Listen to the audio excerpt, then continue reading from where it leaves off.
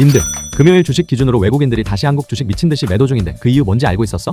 이게 단순히 수익 실현이란 이유를 넘어 구조적으로 팔 수밖에 없던 이유가 있었다는데, 이거 하나만 알고 가면 다음 하락장도 미리 포착할 수 있으니까 딱 1분만 집중해봐. 외국인이 한국 주식을 던지는 건 기업 실적이 나빠서가 아니야. 가장 큰 이유는 바로 그들이 들고 있는 돈, 즉 환율이라는 계산기가 고장났기 때문이야. 지금 원달러 환율이 1470원을 뚫었어. 이 숫자가 단순히 높다는 게 중요한 게 아니라 외국인 투자자 입장에서 한번 생각해보자. 그들은 달러를 들고 와서 원화로 바꾼 다음 한국 주식을 사지. 그런데 주가가 가만히 있어도 원화 가치가 떨어지면 나중에 주식을 팔고 다시 달러로 바꿀 때 앉아서 손해를 보게 돼. 이걸 환차손이라고 하는데, 지금 환율이 급등하는 속도가 주가 수익률을 갉아먹는 수준을 넘어섰어. 쉽게 말해 외국인은 지금 한국 주식을 들고 숨만 쉬고 있어도 계좌가 녹는 상황이야. 그러니 주식이 오를 거라는 확신이 없으면 일단 팔고 떠나는 게 수학적으로 맞는 판단이 되는 거지. 실제로 이제 겨우 2월 첫째 주 지났는데 벌써 외국인이 10조 원 넘게 팔아치운 건 감정적인 투매가 아니라 철저하게 계산된 손절매라는 거야. 여기에 불을 지른 건 미국발 AI 거품론이야.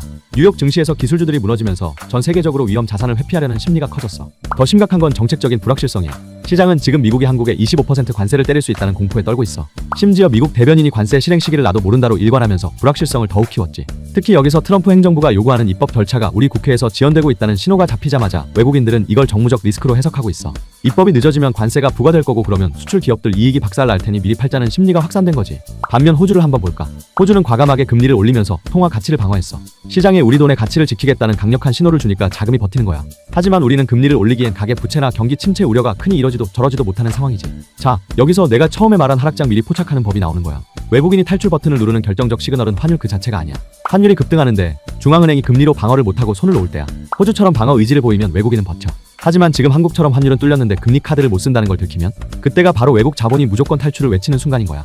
결국 지금 시장은 펀더멘털의 문제가 아니라 수급과 매크로 환경이 꼬여버린 상태야. 외국인이 돌아오려면 삼성전자 실적이 좋아지는 것보다 환율이 1,400원 초반으로 내려오거나 관세 리스크가 해소돼야 해. 그 전까지는 외국인 수급이 비어있는 상태라 작은 악재에도 증시가 크게 출렁일 수밖에 없어. 지금 코스피가 5천선이 깨졌다가 복구됐다가 한다고 해서 무작정 저점 매수라고 들어가기엔 위험한 이유가 여기 있어.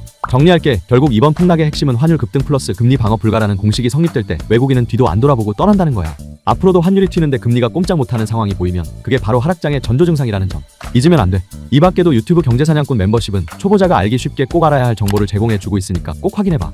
도움됐으면 좋아요 한 번씩 눌러주고, 궁금한 종목은 댓글로 남겨줘. 다음 영상에서 전부 분석해줄게. 이렇게 돈 되는 정보들 매일 쉽게 정리해서 알려줄게. 경제사냥꾼 구독과 좋아요 누르고 진짜 부자 되자.